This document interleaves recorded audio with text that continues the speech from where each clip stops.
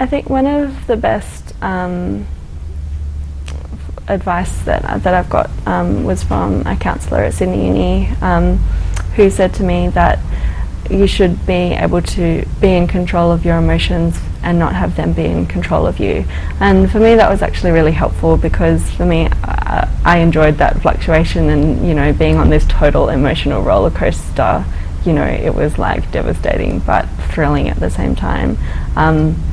But that was a really manageable way, I found, to be able to play with your emotions and to indulge in your emotions but still be able to distance yourself, or to be able to kind of snap out of it when you needed to.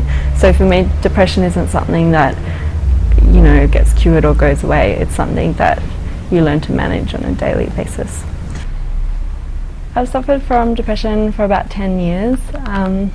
For a long time I found that I really enjoyed the sadness, actually. I found a real, I don't know, beauty or poetry or nostalgia in it.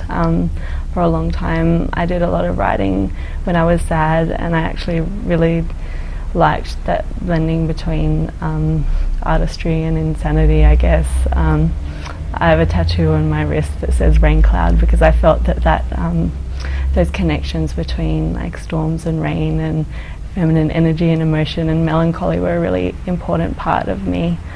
I got tattooed on my ribs a quote by Anais Nin that says, "Reality doesn't impress me, I only believe in intoxication and ecstasy," because she always wrote about how she didn't live for the mundane or the everyday. She was only interested in the high and low moments. And so for me, I always felt like that fluctuation was a really important part of my life, those highs and lows. And I guess it was a fear of being static at the same time, and a fear of that stillness. You know, after you've been a victim of a crime, it's quite a surprising thing. I mean, you don't expect people to do bad things to you for no reason. At first I felt just, I guess, hurt, really, quite simply hurt and upset, and felt very much, really quite powerless in that situation, because suddenly, yeah, these choices that you have to make around surgery and your own sort of personal well-being suddenly are taken out of your hands. So there's quite a sense of sort of powerlessness. I had a great support network, which is always very good, but still you are very much on your own with any experience like that. And you can go from being a very sort of confident and happy and carefree person to somebody who is dealing with a great deal of sort of regret and disappointment and often anger around just these personal circumstances that have been forced upon you.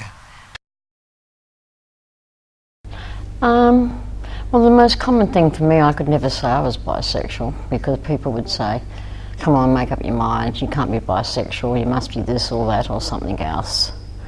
And for some of my friends, it was actually worse to be bisexual than heterosexual, which I found odd. Okay. I would say go and talk to somebody. Well, first of all, parents, if you have them.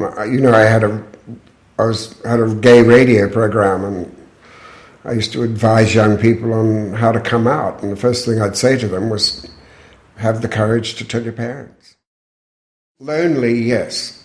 Now, most young gay people go through a period of being terribly lonely, because that's the very nature of the depression, is basically loneliness.